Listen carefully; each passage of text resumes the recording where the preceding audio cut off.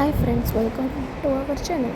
આજે આપણે મસ્ત બટેટાના ભજીયા બનાવીશું. વરસાદની સિઝન છે એટલે ગરમા ગરમ પકોડા બનાવીશું. બટેટાની ચિપ્સ એટલે કે જે પતરી હોય એના ભજીયા તો બધાએ ખાધા હશે. આ એક નવીન ભજીયા છે અને જલ્દી અને મસ્ત થઈ જાય છે. એના માટે બટેટાનું છીણ જોશે. એની અંદર બધો મસાલો એડ કરીશું.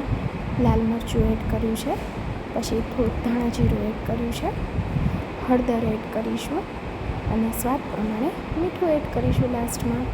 અને થોડોક ગરમ મસાલો નાખવો હોય તો એ નાખી શકો છો. બાકી આ પણ આટલી વસ્તુમાં પણ બહુ જ ટેસ્ટી બને છે. આટલું મિક્સ કરી અને થોડોક ચણાનો લોટ છાંટી દેવાનો, બાઇન્ડિંગ આવે એટલો જ. ચોખાનો પણ યુઝ કરી શકો છો. મેં ચણાનો કર્યો તો પણ મસ્ત થયા હતા. બસ, અને બાઇન્ડિંગ આવે એટલે મસ્ત ગરમા ગરમ ભજીયા આવી રીતે પાડી અને ઉતારી લેવાના. આ રીતે કરશો તો મસ્ત ક્રિસ્પી થશે.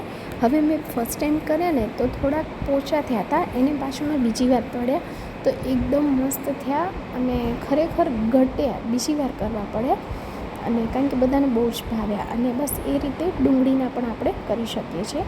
ડુંગળીની સ્લાઇસ કરી જેમ બટેટાની કતરણ કરી એવી રીતે. અને એની અંદર લાલ મરચું એડ કરીશું, હળદર એડ કરીશું, મીઠું એડ કરીશું અને બસ એટલા એને ધાણા જીરું, એ બધા મસાલા સરખી રીતે એડ કરી અને ચણાનો લોટ છાંટી દઈશું.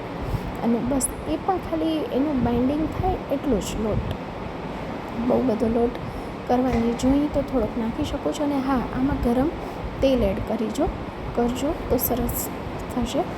બસ, અને એને મિક્સ કરી લઈશું. જોઈ શકો છો બાઇન્ડિંગ આવે છે થોડું થોડું.